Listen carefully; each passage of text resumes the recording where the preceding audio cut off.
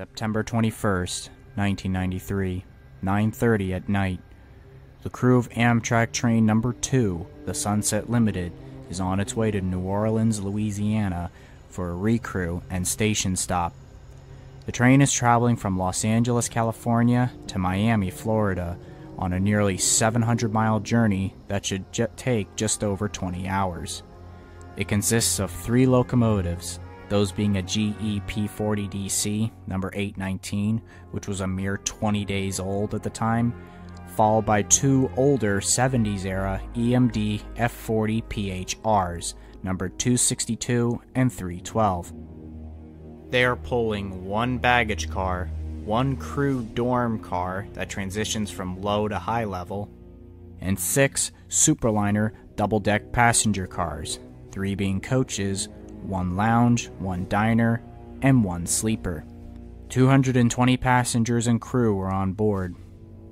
Unfortunately, the train encounters a minor delay in New Orleans.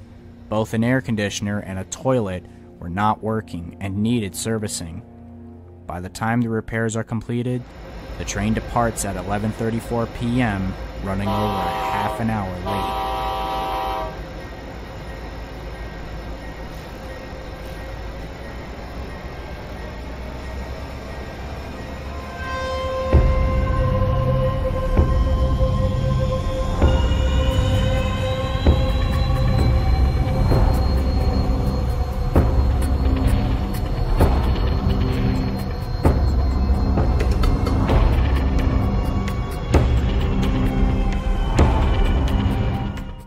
Around the time the train passes Houston, Texas, a set of barges loaded with steel slabs and coke coal, pushed by the tugboat Malvilla, owned and operated by the Warrior and Gulf Navigation of Chickasaw, Alabama, was steaming down the Mobile River in Mobile, Alabama. The captain, Andrew Statler, is downstairs in the bunks, leaving the much less experienced towboat pilot, Willie Odom, in charge of moving the ship. Willie, while said to be a good towboat pilot, was not properly trained on how to read his radar, and so, due to the very poor visibility and heavy fog and his lack of experience, did not realize he was off course. The boat also lacked a compass and a chart of the waters. Odom believed he was still on the Mobile River. In reality, he had turned left, not right, leaving the Mobile River and was now sailing up the Big Bayou Canot tributary, an area not usually traveled by ships. Willie was having trouble trying to see through the fog, so he decided to park his barges by leaving them near the bank of the river and wait for the fog to lift. This, as a consequence, is why he accidentally turned onto the Big Bayou. He was traveling no more than 2 knots, looking for a familiar tree to drop anchor. He eventually notices something on the radar. Not wanting to guess if it was a tugboat or a bridge, he put the ship in full reverse. But then, there's a thud. The barges had struck something at 2:45 a.m. After his captain awoke to see what the matter was, he took control and reversed the ship. They parked the barges by the bank and would wait for the fog to lift and assess the damage on whatever they hit. What he and Willie didn't know is that they actually struck the bridge that spans the Big Bayou on the CSX M&M subdivision, and that the impact had bent the rails into an impassable kink, as well as dislodged part of the bridge 3 feet from its original placement. Meanwhile, the Sunset Limited is heading down that very subdivision, passing clear signals, unaware of the danger ahead at over 72 miles an hour.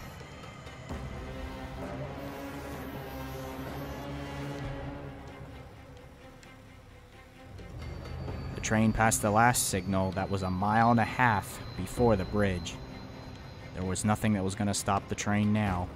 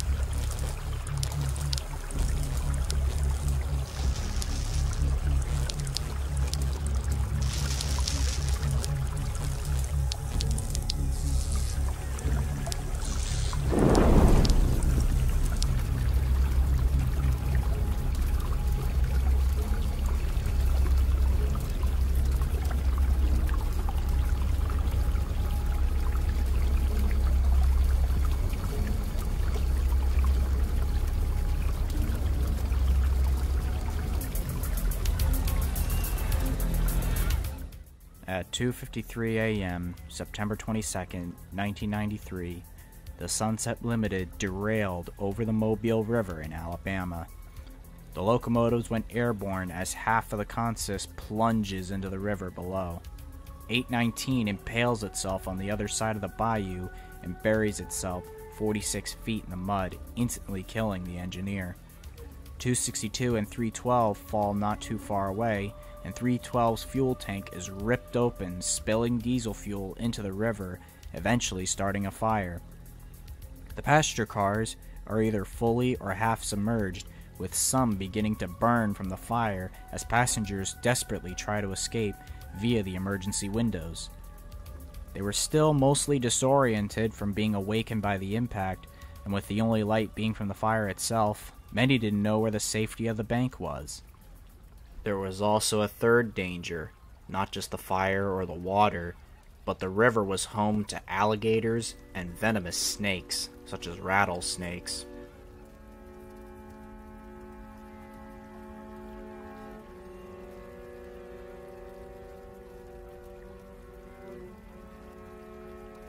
One of the cars, Coach 340-40, had its front axles dangling over where the bridge used to be, and the rest of the consist stayed on the bridge without any damage. The tugboat crew witnessed a glow of fire in the distance and soon realized that a train had derailed on the bridge right in front of them. Both them, the train crew, and CSX dispatchers dial 911 or make mayday calls about the accident. Okay, you with the Amtrak train? Yes, ma'am. I'm the supervisor on board. We're on the Mobile River. You on the Mobile River? On the Mobile River. We got cars burning. They're over the bridges. Out there's people in the water. We're trying to help them, but we need all kind of help. Yes, ma'am. We need help. Ma'am, I have to go and assist these folks. The tugboat crew, after leaving the barges by the edge of the river, did the best they could in pulling at least 17 survivors from the wreck, continuing to help as the Coast Guard and other emergency services arrived a half hour later in the remote location.